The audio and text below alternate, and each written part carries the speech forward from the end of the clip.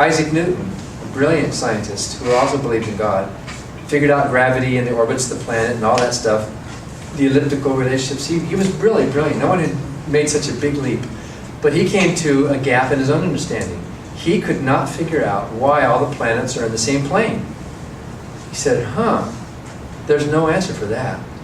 That is evidence for a creator.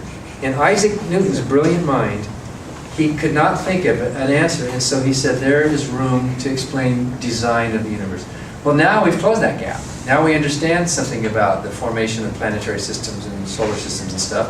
We realize he was wrong, and he couldn't see it in his time, but we can look back and see the gap is closed. Before that, it was the light and the noise in the clouds. What is that? Thunder and light. Well, it must be some being called Thor or Thor, by the way, is the day of the week that the National Day of Prayer falls on. Thursday, right? There is no Jesus Day, by the way, in our country. But, so that was a gap. But now we understand electricity and weather, and that gap is closed, and Thor is pretty much dead, except in Iceland, where the pagans get some of the state money for their religion. And once a week they dress up like Vikings and get drunk and have and the government's buying their beer, which is really so there are some quote-unquote worshippers of Thor in the world still. But who are they to say? Who are these people like Dembski and Behe and others to say that our knowledge, scientific knowledge, has reached the end, and here's some gaps that are never going to have an answer? They must have the gift of prophecy as well. We can point out to them that those very gaps are what drive science. If there were no gaps, we wouldn't have science. Those gaps are exciting. Those gaps are what we want to jump into and go, what can we do?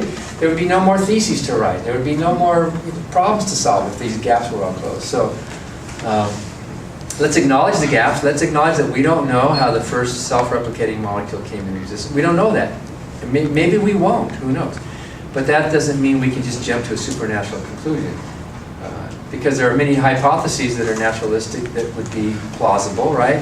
Until they roll all those out, it's irresponsible to just knee-jerk say, oh, God did it. It must be. And there's a lot of honest theologians and apologists, by the way, who admit that arguments from the God of the gap are not good. They admit that. They use other types of reasoning. We only got about 4 minutes in this room, right? Yeah, that's about 6 o'clock. So should we go now, or do you want to? It's up to you. This is your show. I don't know. Anyone else with some good questions? Yeah. Well, this is just a follow-up to Nick's question about the social aspects, and you probably can comment particularly on this, in that there's a lot of people out there that maybe might be inclined to dismiss or dismantle their belief system, but there is a strong family element to that. There's a social element that's not just a binary, oh, I'm going to join this new group, it'll be fun, I'll make it work. I mean, there's like integrated parts of your life from childhood oftentimes. And I'm wondering maybe if you could share some of your experiences with that, and how maybe someone who might be on that edge might approach that social problem. Yeah. Well, that's valuable. Churches can provide a vehicle for community and even for social change. Look at the civil rights movement. The churches were kind of the water cooler. The churches were the place where people came together. The church was a vehicle. It has nothing to do with whether or not those teachings are true, but the cohesiveness of any group. If you're rooting for a sports team, you on the same side, you have a cohesion, right? If you're in the same club or the same whatever. So there is something about our species that wants that. And there can be some good that comes from it. If nothing else, it's a good place to find a mate and find a date. In fact, that's what I think what a lot of parents want from their kids to be, finding their mates from their same community. So keep them coming to our church, right? It's funny, I was on the radio show with Mike Webb, a national liberal talk show host who's gay. And it was called Gay BC.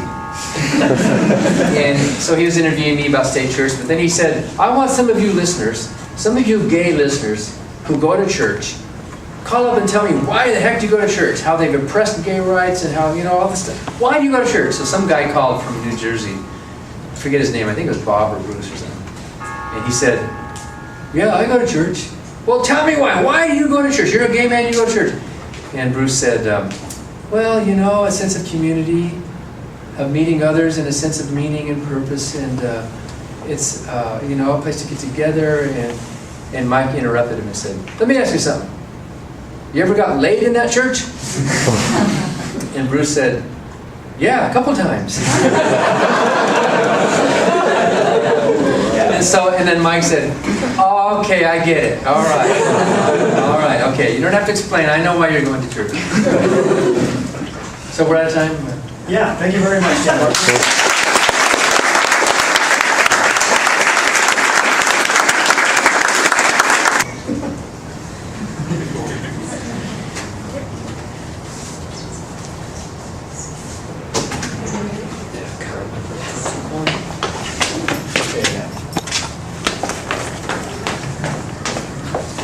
All right, on the count of three. 1, 2, 3.